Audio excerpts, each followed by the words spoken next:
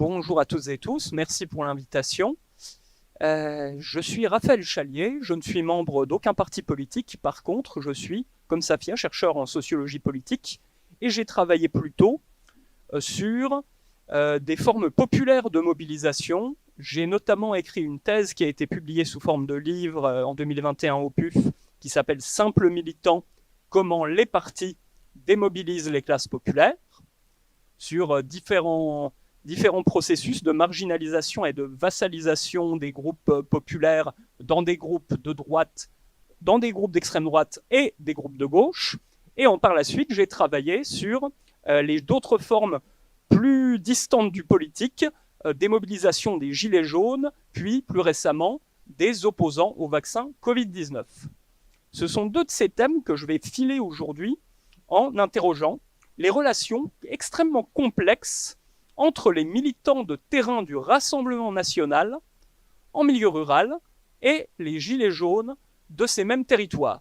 Par rapport à l'intervention de Safia, on va donc vraiment quitter les arènes des professionnels politiques, en l'occurrence les arènes de Montretout, pour se déplacer dans des petites villes rurales à dominante populaire de Lorraine, où il y a à la fois un très fort vote pour le RN, qui s'est construit sur la très longue durée. Marine Le Pen fait régulièrement au présidentiel, arrive considérablement en tête, plus de 50% des suffrages, de manière récurrente, où il y a eu des très fortes mobilisations des Gilets jaunes, et où on aurait tort, selon moi, de considérer que ces liens sont évidents, ce qui va permettre d'informer par le bas, ce qui va nous montrer, en quelque sorte, tu nous as montré, Safia, comment c'était le bazar l'appareil du RN produisait du bazar par le haut, comment il y a aussi beaucoup de tensions, de contradictions dans l'implantation du RN par le bas, notamment adossé à de puissantes fractures de classe. Petite ouverture. Sur le RN et les gilets jaunes, je vais me contenter, en guise de prélude, de citer 3 prises de position. Je redéplierai en cours de route aussi les enjeux, peut-être certains enjeux autour des gilets jaunes. Mais je commence par le RN, le point de vue du RN. En janvier 2019, alors que nous sommes encore en plein dans la mobilisation, le RN annonce sa liste aux européennes.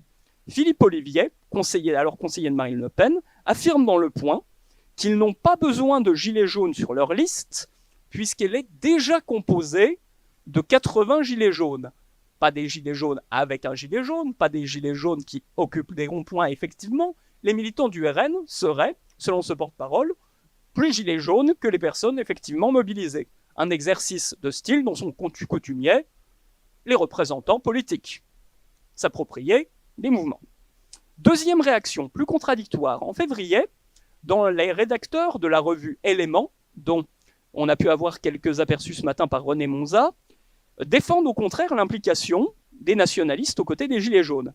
Dans ce numéro, le polémiste Xavier Heymann va notamment écrire un texte au vitriol où il raconte, alors même que c'est un chroniqueur et un portraitiste d'extrême droite qui habituellement réserve ses traits à attaquer très violemment la gauche, là il attaque un cadre bourgeois du Rassemblement national qui va chanter dans les congrès d'un parti nationaliste des hymnes enflammés à la gloire contre le monde vétuste et sans joie, et qui, dans les faits, quand il voit les gilets jaunes défiler près de son bel appartement, s'enferme à double tour car il a peur que ceux-ci pillent son mobilier. Ce n'est pas moi qui le dis, c'est Xavier Heymann, membre proche de la Nouvelle Droite. Ce qui montre direct à quel point, pendant le mouvement des Gilets jaunes, il n'y a pas d'unité des groupes d'extrême droite autour de ce thème. Et d'ailleurs, il n'y a pas d'unité de l'espace politique spécialisé. Les Gilets jaunes, ça fout un énorme bazar dans toutes les organisations politiques. Dernier entretien, celui de Marine Le Pen au magazine Causeur, en février 2019, au ton plus désenchanté, la dirigeante du FN déplore l'écart entre les revendications des mobilisés, ce qui est effectivement attesté quand on regarde les plateformes qui ont pu être produites collectivement par les Gilets jaunes, qui parlent énormément de redistribution, et le discours du RN, ce qu'elle interprète comme le signe d'une récupération des Gilets jaunes par l'extrême gauche. Accessoirement, dans le titre, elle se sent obligée le titre aussi de la phrase citée et en titre de la revue, elle se sent obligée de rappeler que sur les ronds-points, on parlait aussi d'immigration. Force est de constater que visiblement, on ne parlait pas principalement de ça. même si c'est très complexe. Concernant les matériaux, pour l'instant, on reste dans la parole par le haut, de porte-parole politique. Je vais déplacer en mobilisant deux types de matériaux que j'ai produits à des moments différents. D'un côté, une enquête au long cours sur des simples militants du RN en milieu rural, que j'ai observé avant les Gilets jaunes. Puis, au sortir, pile au moment où je soutiens ma thèse, éclate le mouvement des Gilets jaunes, que j'ai aussi suivi sur la durée. On va donc avoir deux scènes qui vont nous permettre d'observer sur le vif presque les tensions et rapprochements entre ces deux mobilisations, auprès de publics qui sont pourtant relativement proches socialement. On n'est pas dans les cadres sup du privé décrits précédemment, et qui trustent les fonctions dirigeantes. Concernant alors, pour un petit rappel déjà, alors oui, petit plan, je vais d'abord plutôt parler des Gilets jaunes vus par l'URN, comme révélateur du rapport complexe des partis aux mouvements sociaux en général.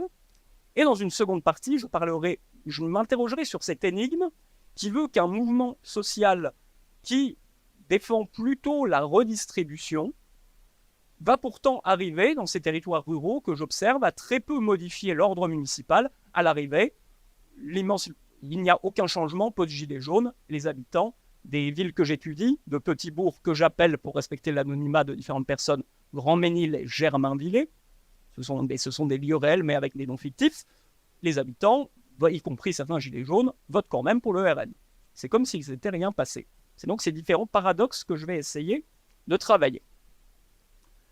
Pour revenir rapidement sur la question des mouvements du RN, du rapport plus général du RN au mouvement social. Il y a beaucoup de choses qui ont été dites, y compris dans des tables précédentes. Par exemple, dans la table sur le programme économique du RN, on a un appareil qui a un discours extrêmement flou structurellement sur les questions de redistribution et qui peut être extrêmement contradictoire, passant de Jean-Marie Le Pen, le Reagan français, à Marine Le Pen, championne de la défense des oubliés. Un parti extrêmement fluctuant sur ces questions, qui peut s'expliquer certainement par des formes de cynisme, comme on en retrouve généralement dans les états-majors politiques spécialisés, mais qui s'explique aussi par de profondes fractures de classe. Ce n'est pas les mêmes bases sociales qui cohabitent. On aurait pu faire un point sur l'électorat Zemmour, qui n'est pas l'électorat du RN. Au sein même du RN, il n'y a pas un seul bloc, et on ne vote évidemment pas pour les mêmes raisons dans un territoire du sud de la France, à Hénin-Beaumont, ou dans les Drômes, ou à Versailles. Pour le RN, ce n'est pas les mêmes logiques sociales. Ces contradictions, elles se retrouvent dans le parti, y compris à la base. Je fais un retour en arrière. Au printemps 2016, le FN organise un repas patriotique départemental. Nous sommes au début du mouvement contre la loi travail. J'observe une discussion entre deux militants et militantes actifs du mouvement. D'un côté, Michel, 58 ans, ouvrière en pré-retraite, qui s'inquiète de cette saloperie de réforme et dit explicitement qu'elle souhaiterait un nouveau mai 68. Ce qui peut paraître étrange pour quelqu'un qui est membre du RN, mais ce qui montre aussi le profond éloignement de ces personnes vis-à-vis des représentations promues par le haut. D'un autre côté, on a Pierre-Yves qui arrive, âgé de 29 ans, ouvrier pâtissier. Il aspire à se mettre à son compte et ne partage visiblement pas l'enthousiasme de Michel. Le vrai problème, c'est qu'il faut réformer le code du travail, mais différemment. La discussion s'arrête, je ne saurai jamais quelles seraient ces autres mesures pour faire la réforme des retraites autrement, promue par Pierre-Yves. Petit point quand même, on notera que là, on n'est pas sur des grands écarts sociaux. On est deux personnes qui sont proches du groupe ouvrier. Et pourtant, on a des trajectoires différentes, pas même le même rapport au syndicalisme, à des plus ou moins grosses entreprises, et c'est pas le même rapport aux luttes. Même là, il y a déjà des contradictions qui se jouent. Contradictions qui se retrouvent à l'échelle des collectifs locaux. À Grand-Ménil, le principal bourg où j'ai observé sur le temps long la mise en place d'un collectif militant RN, vous allez avoir des adhérents qui gèrent, les adhérents qui globalement chapeautent au niveau local le collectif, qui sont membres de la toute petite bourgeoisie du privé. C'est un ouvrier devenu technicien, profession intermédiaire. C'est une ancienne caissière devenue directrice de magasin. C'est un sous-officier militaire en retraite. Ce ne sont pas clairement pas des grands bourgeois à l'échelle comme ceux décrits qui occupent la position nationale. Et eux-mêmes le disent, ils n'y arriveront jamais. Ils ont d'ailleurs quitté le parti, mais ils font partie de l'élite locale. Ceux-ci m'expliquent souvent qu'ils sont contre le social. Quand j'interroge par exemple une des entrepreneuses de la liste RN en 2014, FN à l'époque en 2014, et que je l'interroge sur la présence massive des classes populaires paupérisées, localement le FN présente en gros en 2014 trois quarts de candidats employés ouvriers sur tous sans emploi, ce qui interroge beaucoup jusqu'au cadre du FN. Elle m'explique qu'en gros, ah non, mais nous aussi ça nous a étonnés, on pense qu'ils n'ont pas compris. Ils n'ont pas compris c'était de quel côté le FN. Parce que si le FN arrive au pouvoir, ils n'auront plus rien. Les aides sociales, quick, aucune représentation, elle le dit comme ça.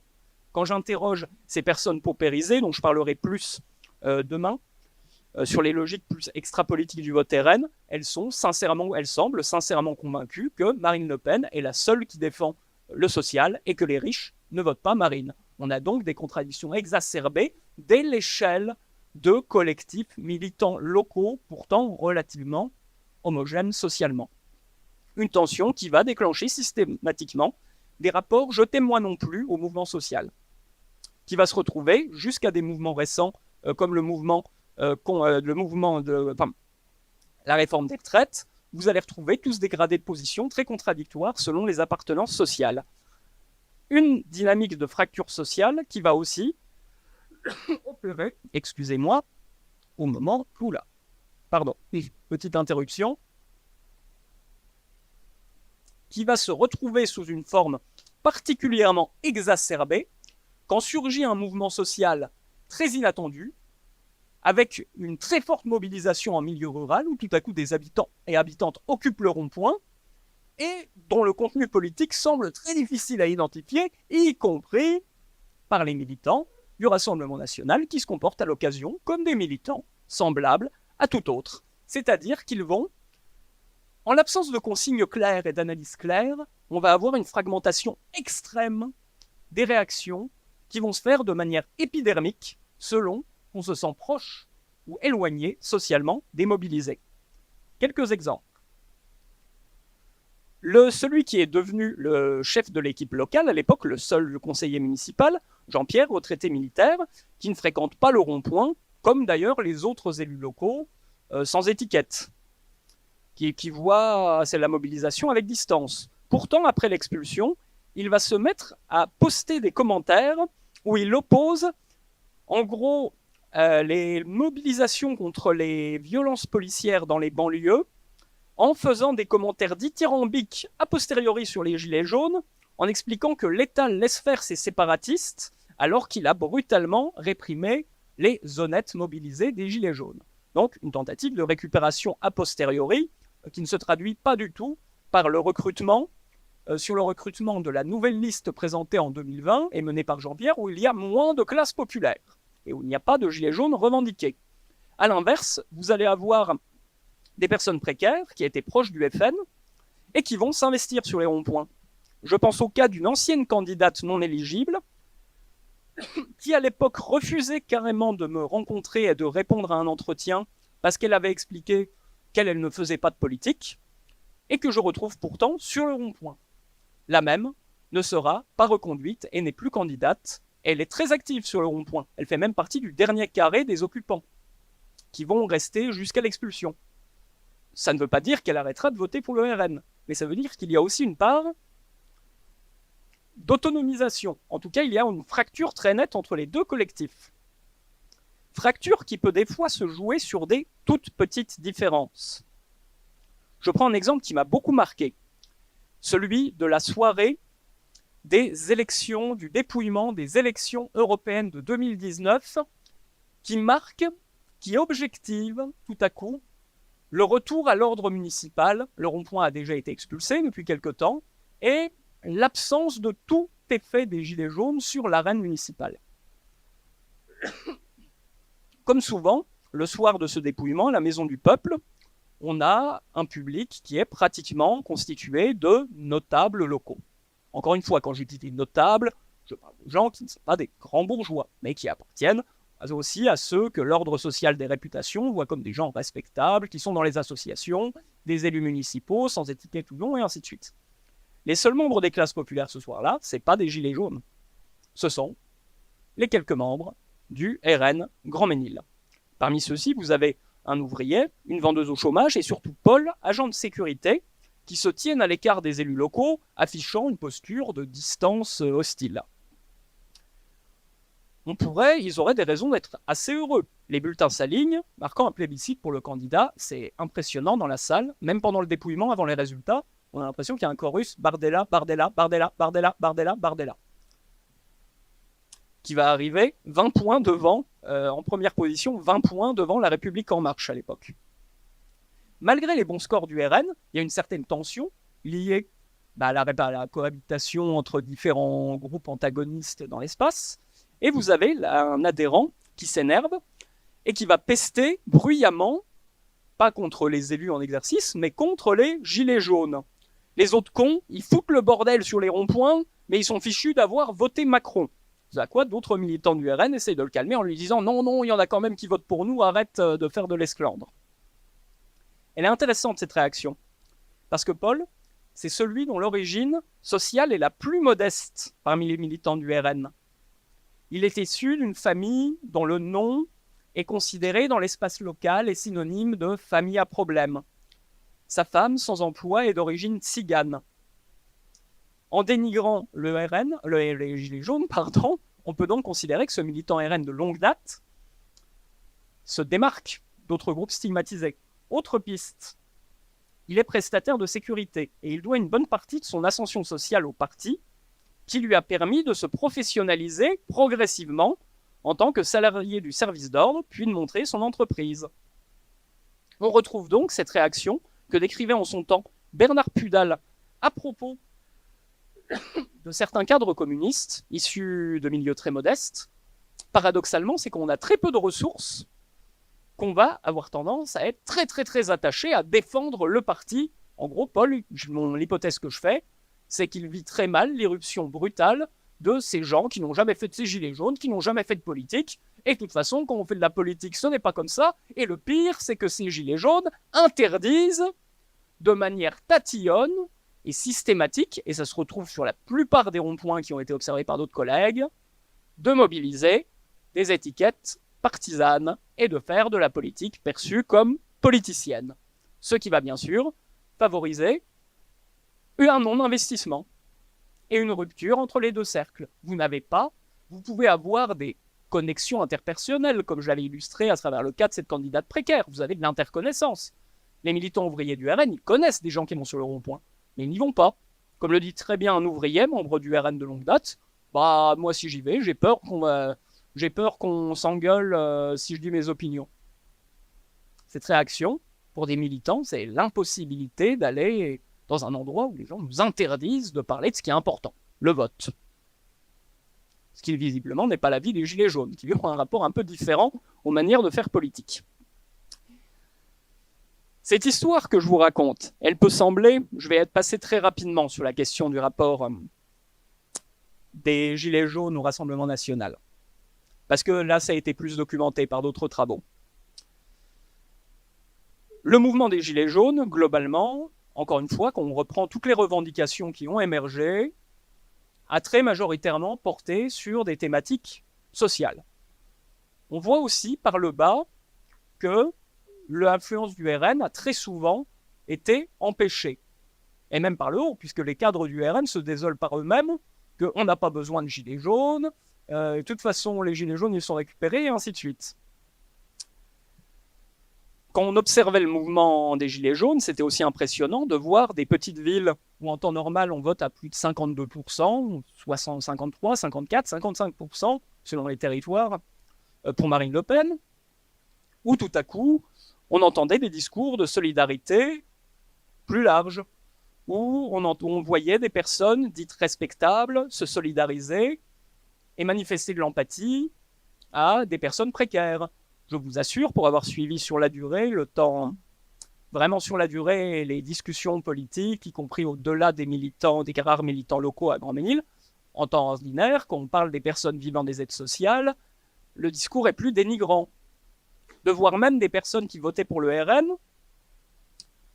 mettre leurs mains sur la tête, comme ça, le geste des gamins, je cite, arrêtés lors de la mobilisation des lycées professionnels dans les quartiers populaires qui, rappelons-le, a été une des seules mobilisations à converger presque spontanément avec les Gilets jaunes au mois de novembre-décembre 2018.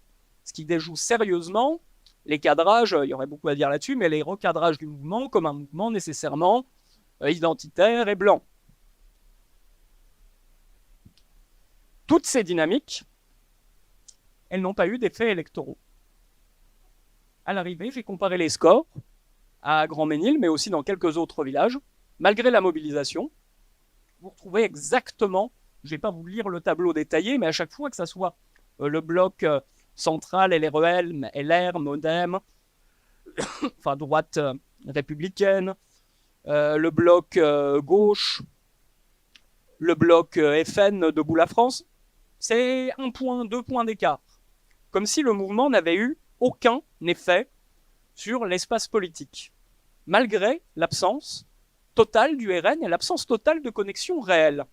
Ce qui pose, je pense, et je vais conclure là-dessus, des grandes questions sur la capacité à remobiliser largement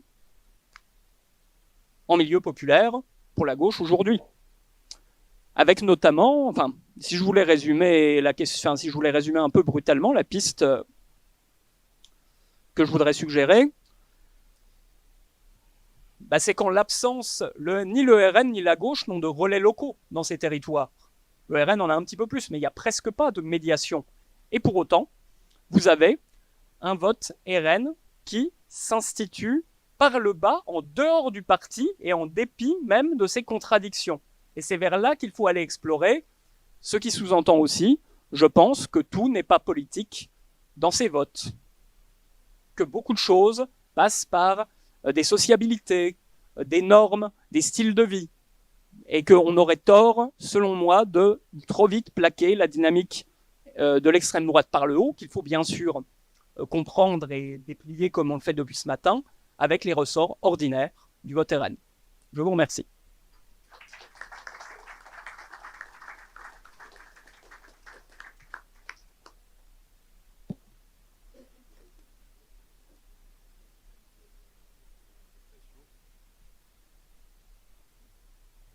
Je pense qu'il y a beaucoup de gens qui se posent la question. Est-ce que vous pouvez nous en dire un peu plus là sur votre dernière phrase? Donc, les normes et les styles de vie, est-ce que vous pouvez développer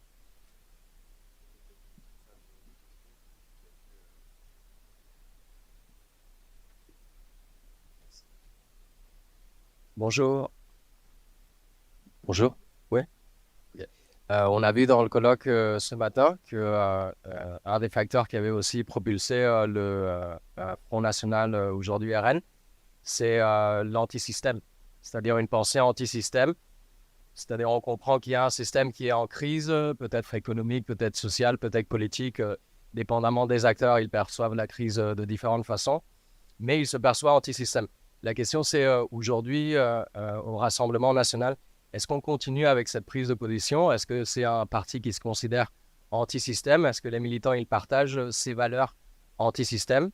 Voilà, je voudrais savoir si vous pouvez m'éclairer sur ce point. Merci. Je vais peut-être poser une question qui peut-être ne vous concerne pas, mais finalement, que sont devenus les votes des Gilets jaunes? C'est la question que je suis en train de me poser maintenant.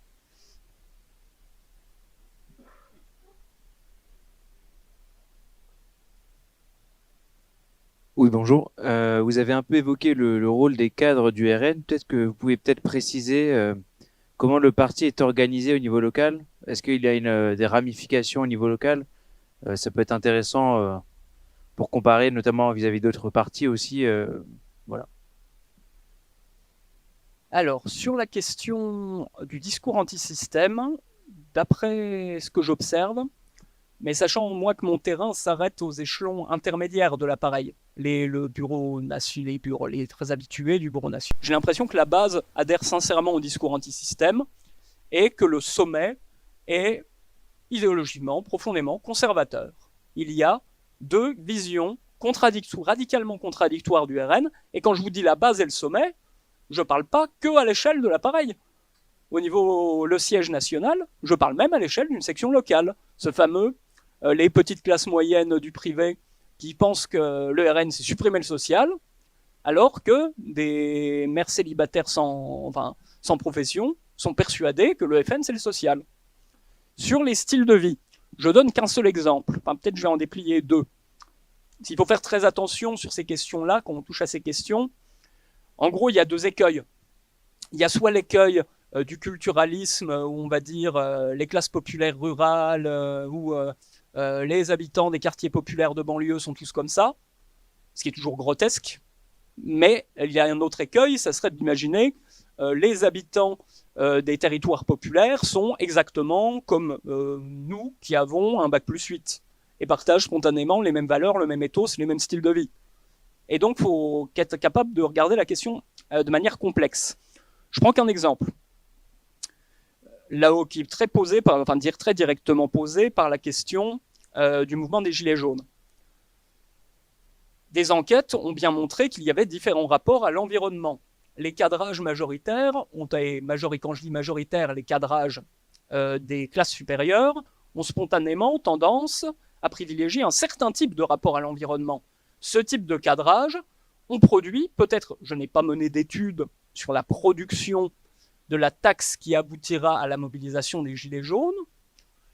Au départ, il s'agit d'une taxe présentée comme écologique visant à inciter aux bonnes pratiques environnementales.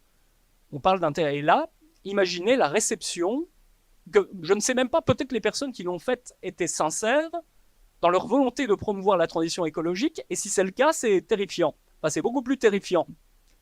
Imaginez le degré de séparation culturelle radicale, la manière dont vont vivre cette mesure des personnes dans des territoires où la première ville moyenne et la plupart des institutions sont à 30 km en voiture, où on a fermé, où on a démantelé les petites lignes de train qui couvraient les villages.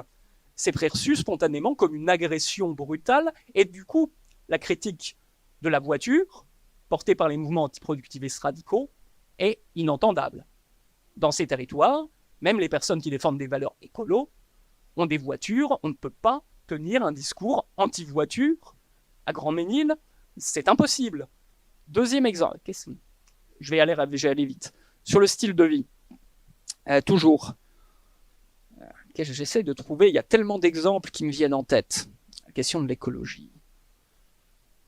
Non, ça me paraît déjà une bonne base. Je préfère que de rebondir à chaud. J'ai peur, si je rebondis à chaud, d'aller sur des terrains complexes, parce que tous les habitants de Grand-Ménil n'ont pas les mêmes styles de vie et vision du monde. Et à chaque fois, il faut regarder précisément. Une bonne idée, et je rebondis quand même. Au moment du début, si je tire cet exemple, au début des Gilets jaunes, il faut se rappeler que beaucoup de mouvements progressistes ont cru bien, intelligent, pertinent, d'organiser les Gilets verts. Les Gilets verts, bien sûr, par la suite, il y a le mot d'ordre Gilets verts, Gilets jaunes. Rappelons la généalogie, c'est quoi les Gilets verts? C'est au moment où les Gilets jaunes émergent, des urbains, que je suppose plus proches de nos caractéristiques sociales surdiplômées, qui organisent des manifestations en vélo parce que la voiture c'est mal. Je trouve que c'est maladroit. Autre question, la fiscalité. C'est un mouvement anti-taxe, les Gilets jaunes, mais ça n'a jamais été un mouvement contre l'État social. C'était que les petits paient petits et que les gros paient gros. Mais c'est pas la même chose de dire ça et de dire vive l'impôt. Sur l'organisation locale, je vais aller très vite, et je te laisserai compléter. J'ai l'impression que le RN est une organisation qui a peur, parce que c'est une organisation hyper centralisée, voire clanique, qu'ils ont une peur panique de l'échelle locale. Je pense à ce que raconte Valérie Gounet dans son Histoire du Front National, où elle raconte qu'apparemment les sorties un peu outrancières de Jean-Marie Le Pen à l'époque, c'est pas juste le tempérament chafouin de Jean-Marie Le Pen qui ne veut pas gouverner et qui ne peut pas s'empêcher, mais ça serait presque une stratégie de destruction des belles victoires pour le FN avec les époux Maigret et ainsi de suite.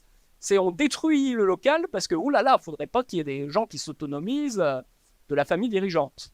C'est le ressenti que j'ai, mais il y aurait peut-être des nuances. Oui, alors en fait, c'est pas tellement une question, mais c'est plutôt un constat et pour le coup, peut-être des pistes de solutions, puisqu'on est quand même dans le thème comment lutter et comment se réapproprier. J'ai trouvé très intéressant ce que tu as dit sur la question de anti-système entre la base et pour le coup, alors ce que tu disais, l'échelon intermédiaire. Mais je trouve que ça démontre une chose, c'est que finalement, pour les classes populaires auxquelles on affecte régulièrement un vote Rassemblement national qui reste encore à démontrer à mon avis, mais ça montre une chose, c'est qu'en fait finalement, pour ces classes populaires-là, c'est une escroquerie intellectuelle, puisque ce qu'elles pensent être un parti anti-système à leur avantage, finalement, ce que tu dis, c'est qu'au niveau en tout cas intermédiaire, c'est que c'est pas du tout le cas, c'est même complètement l'inverse. Ouais, je voudrais poser une question aussi qui suit la petite question que j'avais eue tout à l'heure au niveau du droit.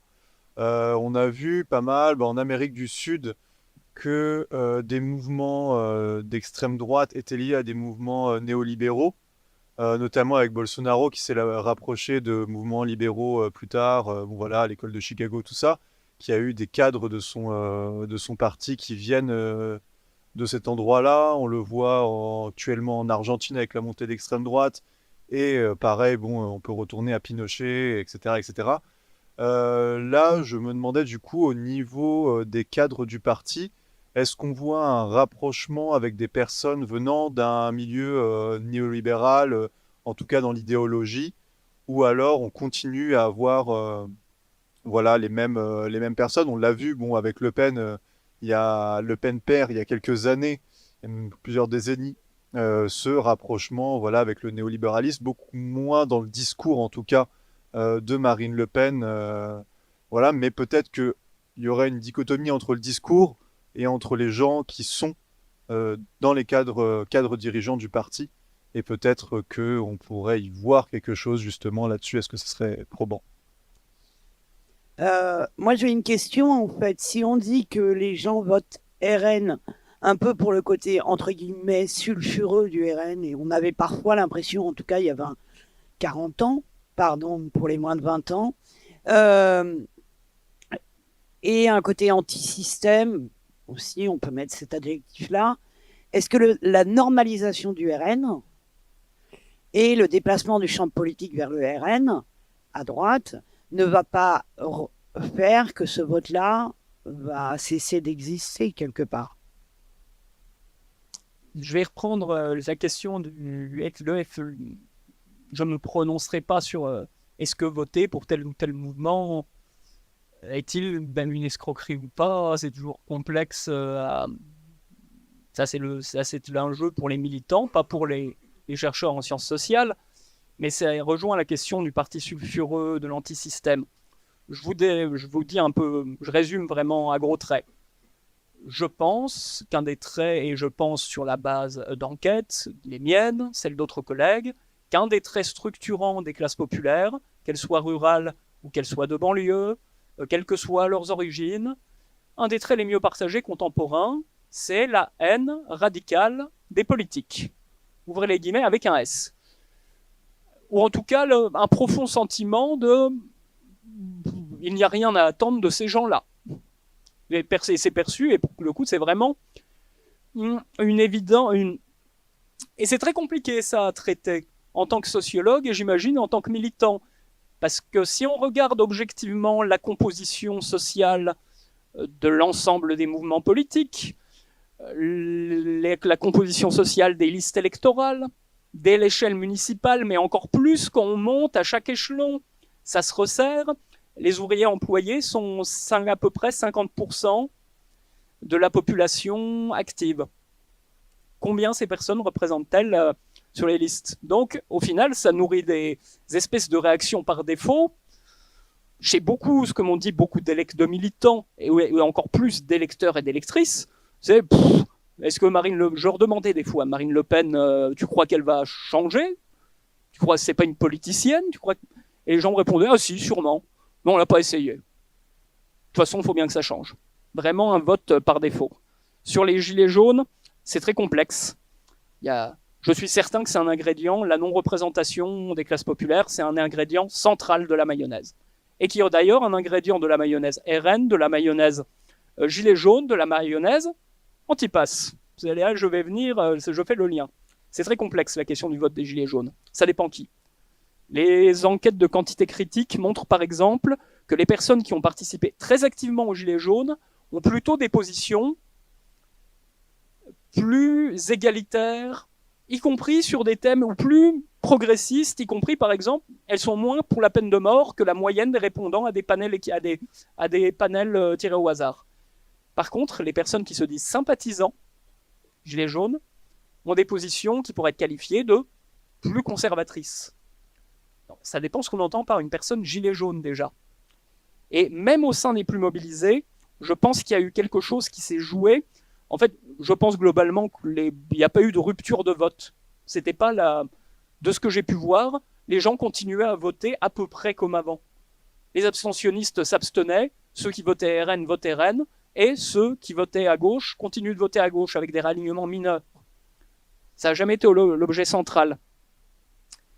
Donc mais malgré tout, on pourrait se demander si avec la mobilisation contre le pass, il n'y a pas quelque chose qui a pu se jouer à la marge, puisque j'ai rencontré quelques personnes non vaccinées et ou gilets jaunes, en gros qui m'expliquaient qu'elles étaient plutôt de gauche, mais que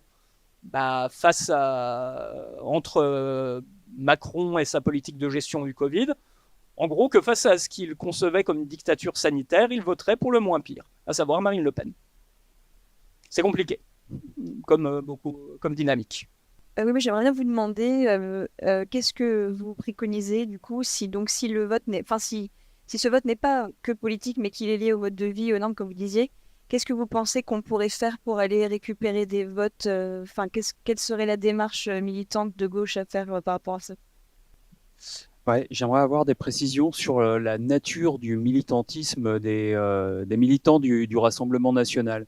Je précise ma question, je suis d'une circonscription qui est dans le nord de la Seine-et-Marne, où on a mené une campagne victorieuse d'ailleurs contre le Rassemblement national. C'est une zone un peu périurbaine, on a quelques petites villes de 15-20 000 habitants et puis beaucoup de villages. On a la situation, quand on s'est retrouvé en campagne, elle était complètement délirante, quoi. Nous, on avait 70 militants qui étaient là sur le terrain. On avait réussi, alors c'était le fruit de la campagne présidentielle qui avait amené ça, mais à avoir des correspondants dans chaque village. On était présents partout, on a fait toutes les brocantes, etc. Et en face, on n'a pas vu un seul militant, quasiment. Enfin, une fois, on a vu 2 militants du Rassemblement national sur une brocante et c'est tout. Voilà. Et pourtant, ces militants existent. Donc, il y a des éléments de réponse à ça qu'on connaît. Ils sont présents. Alors, bon, là, dernièrement, ils ont récupéré le réseau des Républicains suite à la débâcle de Pécresse. Clairement, chez nous, c'était très marqué. Mais il y a d'autres biais, de passage du message du Rassemblement national, les réseaux sociaux, etc. Où justement, on ne fait pas de politique, pour prendre un peu le truc. On ne fait pas de politique, mais enfin, on n'arrête pas de dire il y a eu un cambriolage ici. Voilà, bon. Donc, j'aimerais avoir des précisions là-dessus. Oui, juste une observation. Vous évoquez les cadres et les militants, mais est-ce qu'il ne faudrait pas introduire les élus qui peuvent être des élus cadres ou des élus militants? Et je trouve qu'il y a des enseignements peut-être à tirer de ce qui s'est passé aux dernières législatives. Par exemple, dans l'Eure, qui était un département avec une forte mobilisation gilets jaunes, vous avez une élue agent d'entretien, une élue aide-soignante, et Marine Le Pen peut dire « nous sommes un parti qui donne la place aux salariés des couches populaires ». Oui, ça rejoint la première question qui a été posée là. J'entends bien que le rôle d'un chercheur, c'est pas de faire des préconisations politiques et que vous pouvez pas nous dire il faut faire ci, il faut faire ça.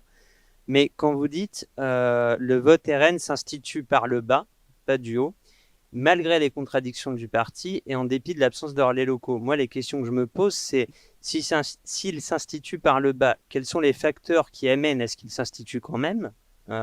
C'est quoi les tendances? Et s'il s'institue en dépit de l'absence de relais locaux, il y a bien des canaux de diffusion des idées. Donc, quels sont ces canaux? Et comment... c'est pas des lois de la nature, donc ce sont des facteurs humains influençables. Comment, malgré tout, et même si je sais bien que vous ne pouvez pas nous donner un mode d'emploi, mais enfin quand même, c'est quoi les facteurs d'influence pour vous sur les paramètres de cette phrase qui est quand même assez marquante, je trouve?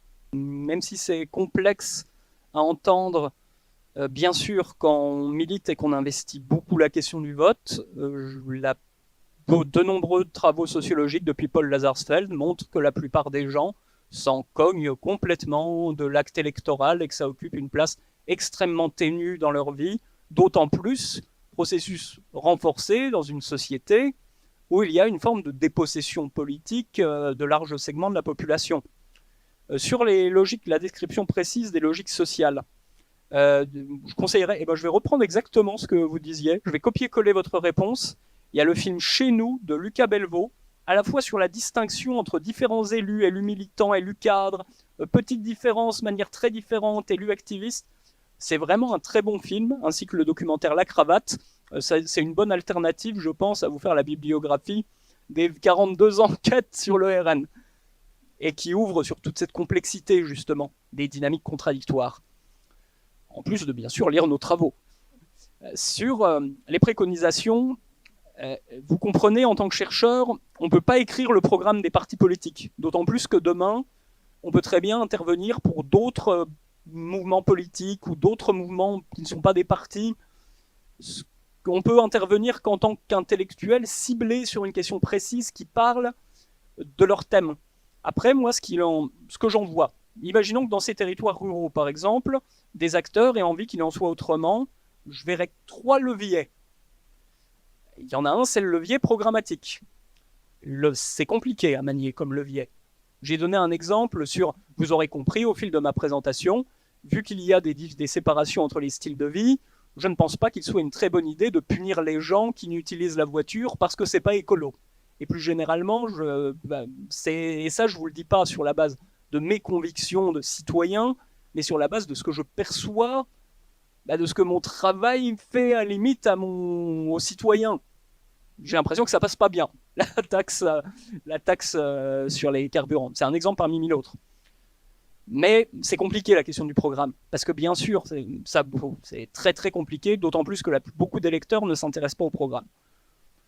Il y aurait le levier des médias, reconstruire des relais locaux, mais ça peut difficilement se faire par le haut. Enfin, en gros, il faudrait, je pense pas qu'un parti politique va dire à ses membres, ses cadres, vous vous installez tous à la campagne pour reconquérir ou dans les quartiers populaires. C'est pas des choses qui se font par le haut, qui se décrètent. Moi, le levier que je vois qui peut se décréter par en haut, et je comptais en parler demain, ça me paraît, et là j'y crois profondément en tant que chercheur, le seul moyen, c'est ce sentiment d'exclusion politique. C'est le problème est systémique, il se retrouve dans tous les collectifs militants dès l'échelle locale, il se retrouve à gauche, il se retrouve dans des mouvements outsiders, il se retrouve à droite. Il faut des mesures structurelles de compensation, comme ça a été fait pour les femmes. Il faut des formes de parité sociale dans l'accès aux fonctions dans les partis.